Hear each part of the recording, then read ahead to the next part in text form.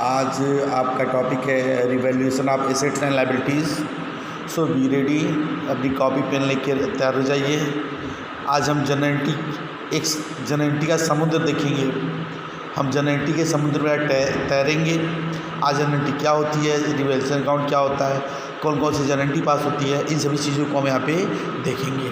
जैसे कि जब फर्म में किसी पार्टनर्स का एडमिशन होता है तो नए पार्टनर्स को कोई लॉस ना हो या कोई प्रॉफिट ना हो, इस सब चीज़ों को ध्यान में रख करके हम फर्म के जो पार्टनर्स होते हैं वो एसेट्स और लायबिलिटीज़ का रिवैल्यूएशन करते हैं, पुनर्मूल्यांकन करते हैं। और ये जो रिवैल्यूएशन करते हैं इसके लिए वो सेपरेट अकाउंट बनाते हैं। उस अकाउंट को रिवैल्यूएशन अकाउंट कहते हैं या profit and loss adjustment account कहा जाता है। जब एडमिशन होता है तो जो एसेट्स होती है वो मुख्य रूप से दो प्रकार रिकॉर्ड की जाती है। एक अपने ओरिजिनल वैल्यू पे अपनी बुक में रिकॉर्ड की जाती है रिवाइज वैल्यू पे, और दूसरी होती है जब वो एसेट्स रिवाइज वैल्यू पे अपनी बुक में रिकॉर्ड नहीं की जाती। यानी अपने रिवाइज वैल्यू पे, रिवाइज वैल्यू का मतलब होता है जो एसेट्स की वैल्यू घटी या बढ़ी है, यदि उस नई वैल्यू पर रिकॉर्ड किया जाता है तो उसे रिवाइज्ड वैल्यू कहा जाता है।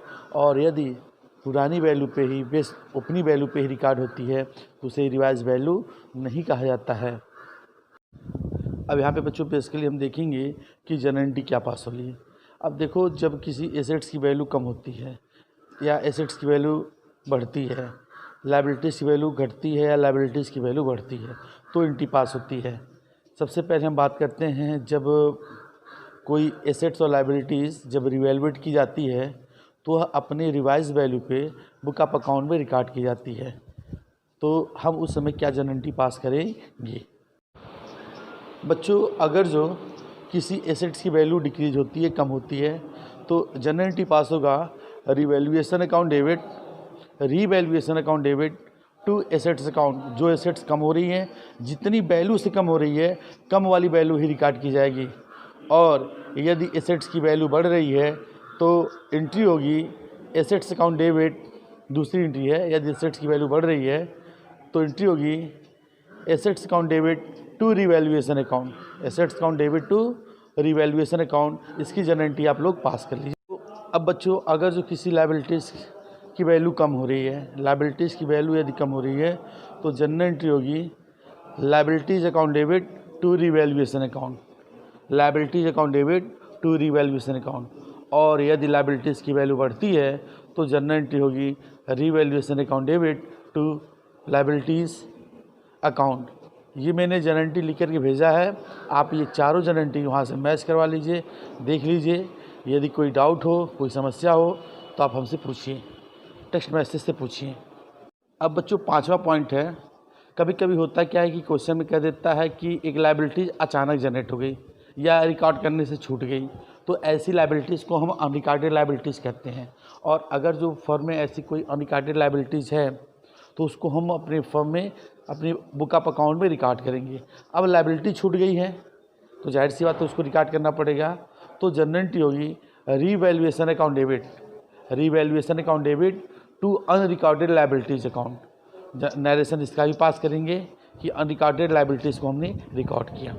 पांचवा पॉइंट बच्चों, कभी कभी होता क्या है कि फर्म में कुछ ऐसी एसेट्स होती हैं जिनको हम रिकॉर्ड नहीं करते हैं, रिकॉर्ड नहीं कर पाते हैं, बिना रिकॉर्ड किए छोड़ देते हैं।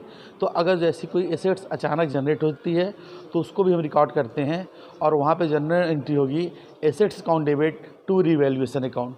Assets account debit to revaluation account, ये जनरेटी यहाँ पे पास होगी। यानी कुल मिला के अभी तक हमने आपको 6 जनरेटी बता दिया, 6 जनरेटी कंप्लीट हो गई हैं। और इन जनरेटी को अपनी नोट से मिला लें, नोट पे रिकॉर्ड कर लें, तब हमें बताएं। ये हम बात करते हैं 7वें नंबर पे। अब 7वें नंबर की हम बात करते हैं, अगर जो अब हम पता करेंगे कि रिवैल्यूएशन पे प्रॉफिट हुआ है या लॉस हुआ है। अब रिवैल्यूएशन पे यदि प्रॉफिट हुआ या लॉस हुआ तो इसको आप लोग एक काम करेंगे, पहले वैल्यूएट करिए, सारी एसेट्स और लायबिलिटीज़ को पता करिए। अगर जो डेबिट साइड के रिवैल्यूएशन का कम है तो प्रॉफिट है, और यदि रिवैल्यूएशन का क्रेडिट साइड कम है तो लॉस है। प्रॉफिट हो चाहे लॉस हो, इनको पार्टनर्स के बीच में ओल्ड रेशियो में हम बांटते हैं। बच्चों, रिवैल्यूएशन, अगर जो रिवैल्यूएशन में प्रॉफिट हुआ है, यानी रिवैल्यूएशन का डेबिट साइड कम है और रिवैल्यूएशन का क्रेडिट साइड ज़्यादा है, तो ये सिचुएशन प्रॉफिट की सिचुएशन होती है। और इस प्रॉफिट की सिचुएशन में हम जनरलिटी पास करेंगे कि revaluation account debit to all old partners capital account, और ये पैसा जो होगा उनके बीच में ओल्ड रेशियो में डिवाइड होगा।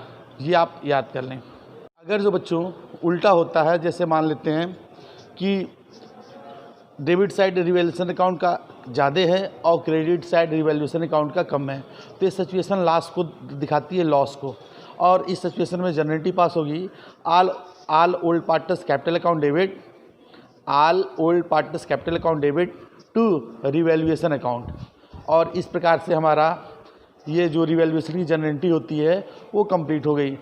अब इसके बाद हमारा जो अगला काम है वो पार्टनर्स कैपिटल अकाउंट बनाने का होता है, हम उसको आगे देखते हैं भी। इकोनॉमिक्स का आप लोग टेस्ट दीजिए, एमसीक्यू टाइप का टेस्ट है, अच्छा टॉपिक है, पहला चैप्टर कंप्लीट है, पहला दूसरा दोनों उसे मिला के हमने टेस्ट भेजा है। टेस्ट में आप लोग शामिल होइए।